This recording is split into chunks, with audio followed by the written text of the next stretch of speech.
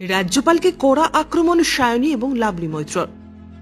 রাজপুর সোনারপুর পুরসভার 14 নম্বর ওয়ার্ডে শুক্রবার সকালে নির্বাচনী প্রচার করেন যাদবপুর কেন্দ্রের তৃণমূল কংগ্রেস প্রার্থী সায়নী ঘোষ। প্রচার শেষে বৈকুণ্ঠপুর মোড়ে তিনি বলেন, এই ঘটনা অত্যন্ত ভয়াবহ, অনুভিপ্রেত। তিনি আর কি বললেন শুনে নেব।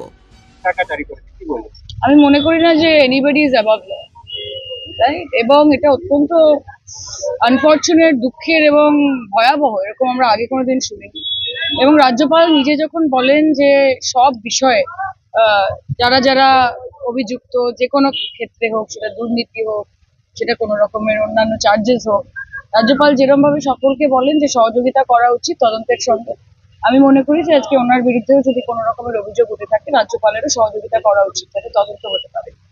সর্বক্ষেত্রেই এগুলো অত্যন্ত গুরুতর গোছের অভিযোগ এবং অত্যন্ত নিন্দনীয়। আমি বলবো যেভাবে পুলিশ এবং মন্ত্রীদের নিষেধাজ্ঞা জারি করেছে, কি বলবো? কিভাবে পুলিশ এবং রাজ্যের মন্ত্রীর উপর নিষেধাজ্ঞা সেটা তো তাহলে মনেই হচ্ছে যে is trying to hide something.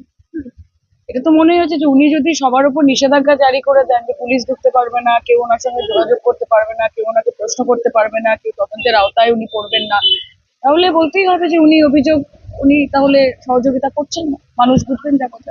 আরো অভিযোগ করেছেন যে রাজনৈতিক লাভের জন্য এই অভিযোগ আনা হয়তো ওনার বিরুদ্ধে। কার রাজনৈতিক লাভ? রাজনৈতিক লাভটা কার? সেটা উনি বলেননি। সেটা তো বুঝতে হবে। তৃণমূল কংগ্রেসের অন্তত তো এত খারাপ দিন আসেনি যে ওনাকে অভিযুক্ত করে এবং ওনার কাছ থেকে ফুটেজ পাওয়ার জন্য তৃণমূল কংগ্রেসকে ওনার পেছনে লেগে যেতে হবে। রাজ্যে আজকে প্রধানমন্ত্রী এবং 3 জেলায় সভা, কি বলবেন? আসুন না, উনি যত আসেন তত আমাদের ভোট বাড়ে, ওনাদের ভোট কমে। এই একই ঘটনা প্রসঙ্গে বিধায়ক লাভলি মৈত্র রাজ্যপালকে তীব্র ভাষায় কটাক্ষ করে বলেন, রাজ্যপালের মধ্যে যে অভিযোগ তা নিয়ে কি বলবেন? এটা তো ইতিহাসে প্রথম ঘটনা। বিগত দিনে তো এরকম কোনো ঘটনা ঘটেনি বা এরকম কোনো ঘটনার কিছু নেই। এটা নজির, খুব নিন্দনীয় এবং অত্যন্ত লজ্জাজনক যে রাজ্যপাল এরকম একটা কাজ, তার বিরুদ্ধে এরকম একটা অভিযোগ আসতে পারে। তদন্ত করা হোক, এবং উনি যেরকম বলে যে তদন্তে সবার সহযোগিতা করা উচিত, ওনারও তদন্তে সহযোগিতা করা উচিত এবং আইনের ঊর্ধ্বে কেউ নেই।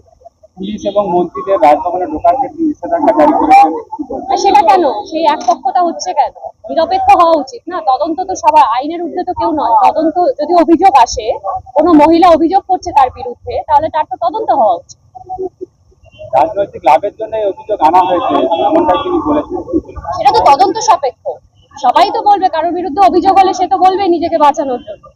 রাজনৈতিক অভিসন্ধি কারা করে? রাজনৈতিক অভিসন্ধি যারা করে তারা তো সব থেকে বেশি তো পক্ষপাত রাজ্যপাল নিজে করে। বিগত দিনে তো আমরা ব্যুরো রিপোর্ট, উত্তরের প্রহরী।